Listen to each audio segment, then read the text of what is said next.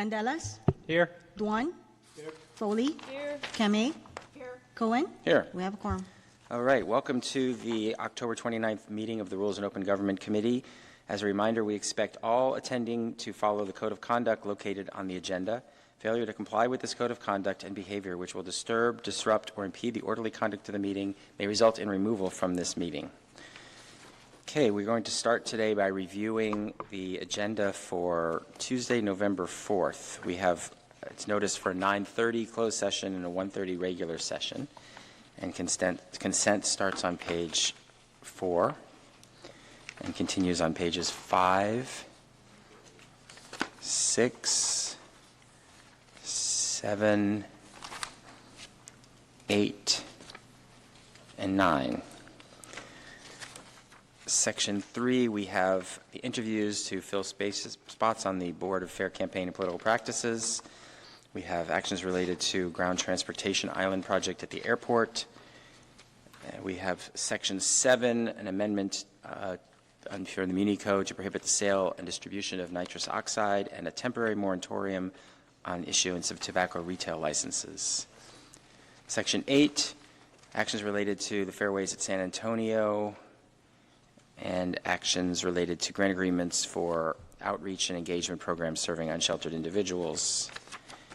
We do have one item. The item 10.2 and land use will be dropped from the agenda. Do we have any public comment? No public comment. All right, thank you. No ad sheet. Okay, great. We have a motion and a second. Looks like we have no comments, so we'll vote. Motion carries 5-0. Thank you very much. We have no meeting on November 11th, so we have no other agenda to review. Consent calendar just has the public record for the week. Do we have any public comment and consent? No public comment. Okay, back to the committee. Move for approval. Second. All right, we have a motion and a second on consent. And that motion carries 5-0. And now we have one action item today. It's our annual City Council referral status report.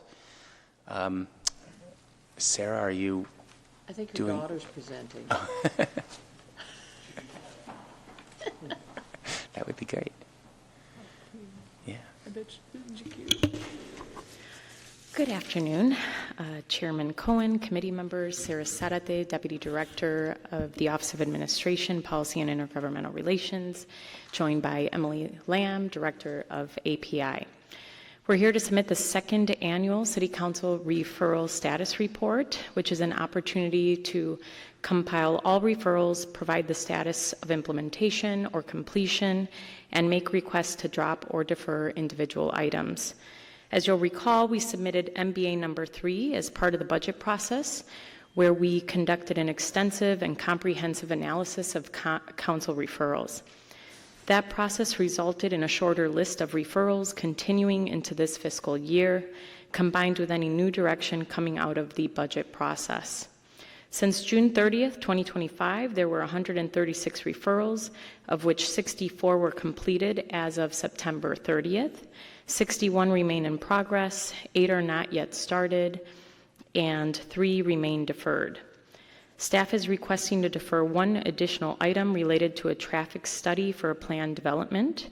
Specifically, as the traffic study would not occur for at least another 18 months, staff are requesting the deferral of the item. We would actively track or provide a status again beginning in spring 2027. In the event you have any specific questions, we have our colleagues here from the departments with the most referrals: Department of Transportation, Housing, Office of Economic Development and Cultural Affairs, PRNS, and PBCE.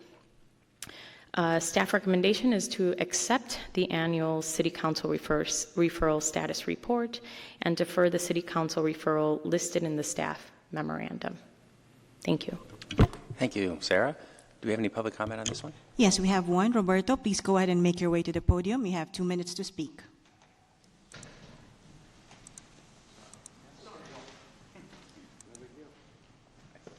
think I might be speaking on the right one. Flea market update? No?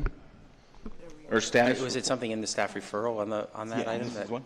This is the right one? Oh, okay. Yeah. Awesome. I just got here, but thank you. Members of the committee, my name is Roberto, speaking on behalf of the Berryessa Flea Market Vendors Association and the vendors at the Berryessa Flea Market.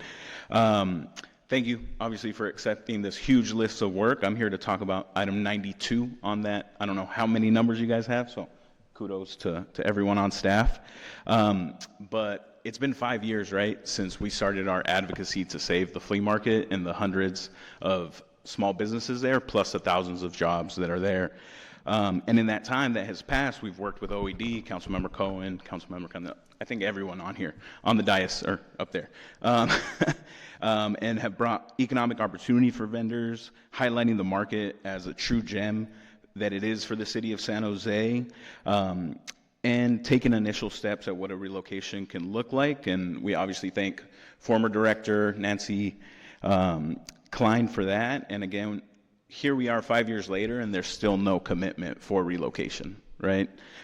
We just want to remind everyone that this is still an issue, right, for hundreds, if not thousands of people and small businesses, and the importance of this item, right, which is an item on a list of hundreds of items, but to my family, to thousands of families at the flea market, it's not an item, it's our livelihoods. So just want to, again, reintroduce BFEA, that we're open to working in thoughtfulness with everyone here. The new director of OED, very excited to work with her and the team, and just really highlighting La Pulga as a destination for San Jose. So thank you all. Back to the committee. All right, thank you. We'll come back for questions from the committee. Do anybody have, I don't see any hands up yet. Okay, go ahead, Councilmember Candelas. We'll have to take questions first.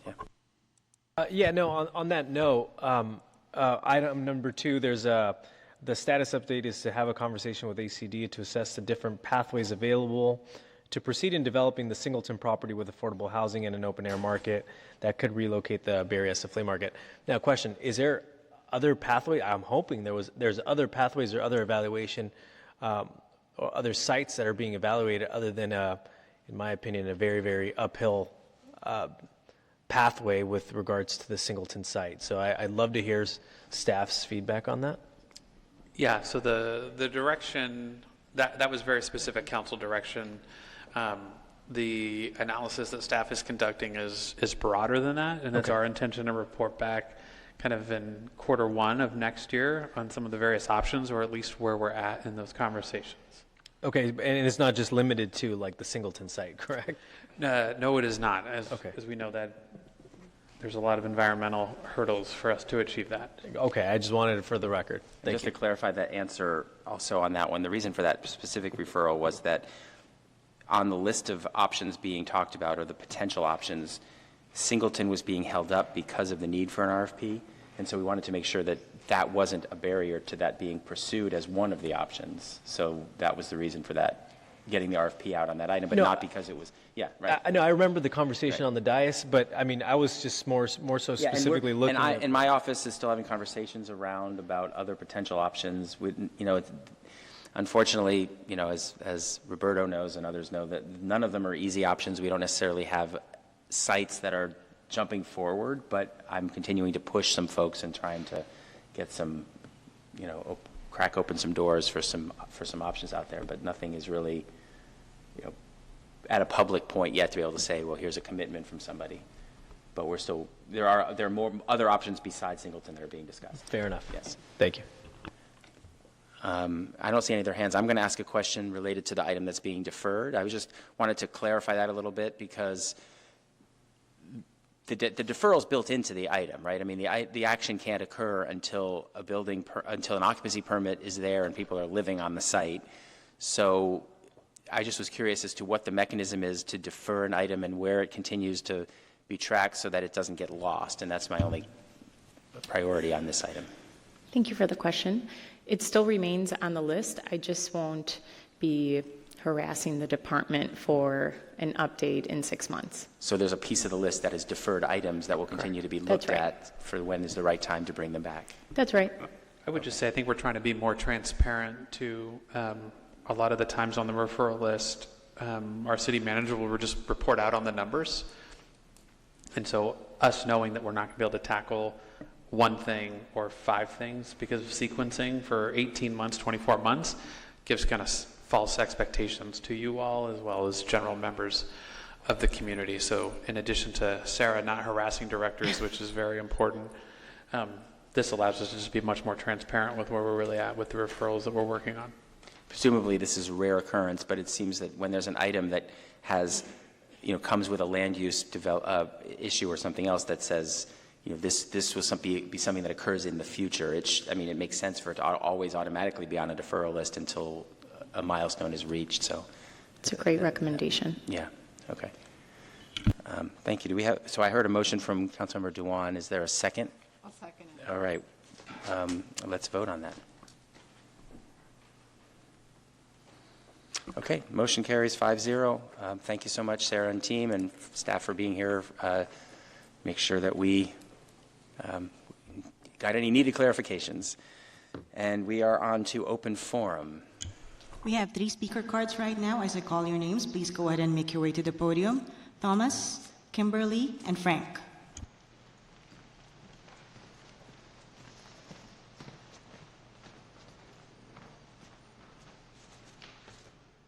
My name is Thomas Baker. I'm here about blight. First of all, I'd like to acknowledge the help that Mr. Joe Celio from the Code Enforcement Department has provided. He's been exceptionally assisting me with addressing some of these matters, and I appreciate it.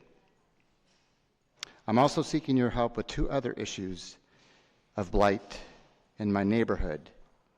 One is the public records request that I submitted on 10/12/25. And this morning I emailed you all a copy of the city's response, as well as pictures of some blight in my neighborhood. The submission is R010059-101225. I have not received any response to my request. The other item involves the blight at 1548 Coke Lane. This is Code Enforcement number 202411234. Unfortunately, Mr. Joseph Hatfield in the Code Enforcement Department has been an impediment to addressing this process, and I do not know why. He and I have exchanged many emails about this, but nothing has been done. It's been in his queue since December of last year. I'm seeking your help. Mr. Wilcox, I'm seeking your help. Mrs. Blakeman, I'm seeking your help. And Mrs. Foley, Vice Mayor Foley, I'm seeking your help without the aid of Mr. Scott Hughes. Can I get some assistance with the blight in my neighborhood, please? Everybody's being quiet. Don't everybody speak at once. That's all I have. Next speaker.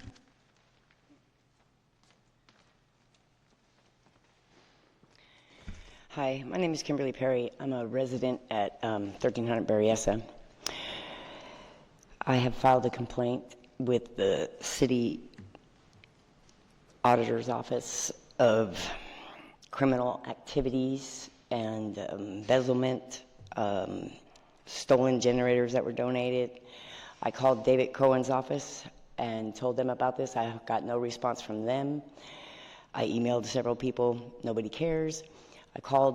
I went to legal aid to try to get help. I'm told I'm a participant, and they can't help me. So I was wondering if you could enlighten me on who I am now. I'm not a citizen anymore after signing the papers to agree to go into this project.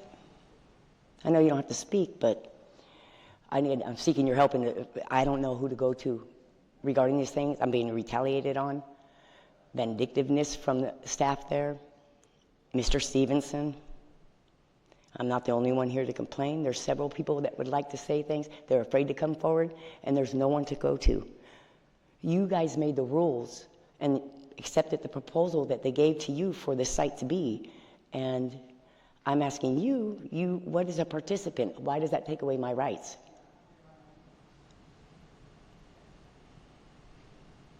Well, my staff has received your email. We're looking into the information. We won't engage during this meeting now, but we've seen the email, and we're looking into your circumstances. So thank you for coming and making your comment. And is there any way to get protection from him kicking me out and harassing me. I've never been written up or anything, and now he's just continuously trying to, write me up for things to get me out of the program. Me and others, and they're here to speak too. And we have a police report against him too for harassment by the police of San Jose. So, Well, thanks for coming. We don't engage in trying to solve problems right here at the dais, but we've heard your public comment, and we'll go get help. we can talk after, but I can't. Okay. Not during the meeting. Thank you.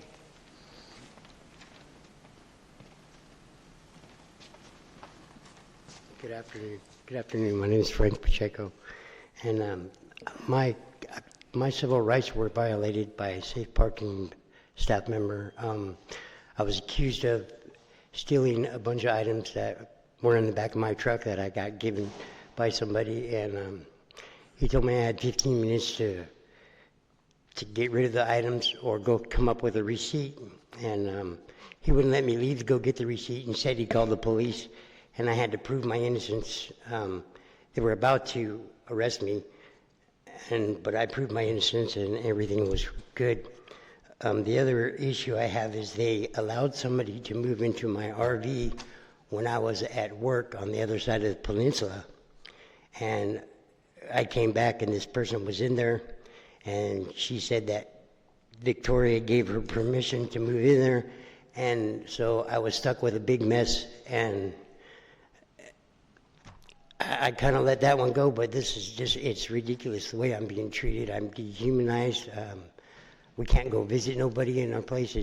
They're going against every rule that they have set in place. And the other one is they told me that I couldn't store these light fixtures that I got, even inside my RV, that the city had got off the phone with him yesterday and told him that I couldn't store these items in my motorhome, and I just have a hard time with the city telling me that I can't store light fixtures in my RV. It just makes no sense. And that's all I got to say. Back to the committee. Okay, thank you for everyone coming out, and we are adjourned at 2:17 p.m.